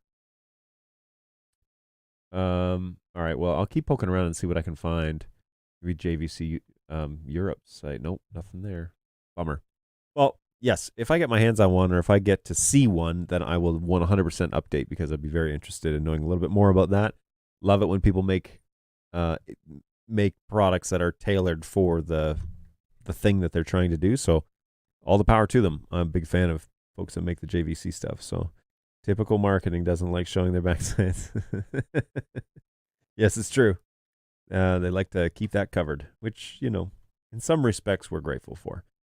But in this instance, it would be great to see what the I/O looks like, because if there's 8, I saw a drawing, but that's not the same as an actual unit. But if there's 8 NDI sources and then 4 SDI sources, that'd be interesting. But yeah, lots to think about there. Yeah, so I think that is where I want to end it. Happy Star Wars Day, everybody. May the 4th. It is great to be with you. Oh, Laura wants to know, hey, maybe I missed it earlier, but you were talking about Genlock can be SDI inputs, and my BirdDogs both have Genlock code together. I haven't tried it yet with a TriCaster. So the Genlock that is on the BirdDog cameras is the NDI Genlock for NDI 5. And that's a different style of Genlock than the traditional SDI Genlock. So you would be locking the cameras together over IPs, which is basically following the same timecode stamps off of a single camera. So I used to have it set up here where I had a P200, that was my main camera, and I had a couple of PF120s and whatever, and I had Genlocked them all together to reference that camera's timecode, because every NDI device is actually generating its own timecode, and so they all look at the same timecode, and then when when they're locked together, then they send the video out based on the time code of a single camera instead of everybody generating their own. That's how I understand it. I linked them all up. Quite frankly, I didn't notice any difference in the performance of the cameras. They all seem to still be operating the same, and they do. In terms of my system with vMix, I don't have any issues with cameras, getting from point A to point B. Whoa, the reds are different. The reds are different in those two shots. But anyways, I don't have any issues syncing video or whatever. And same thing with the P100 overhead. Like, there's no issue with video there. It just seems to be working just fine. So I didn't need it. But then again, I don't have a giant fleet of cameras that are all part of a giant production, so I may not have a tangible use case for it. So there you go. But that's generally how that goes.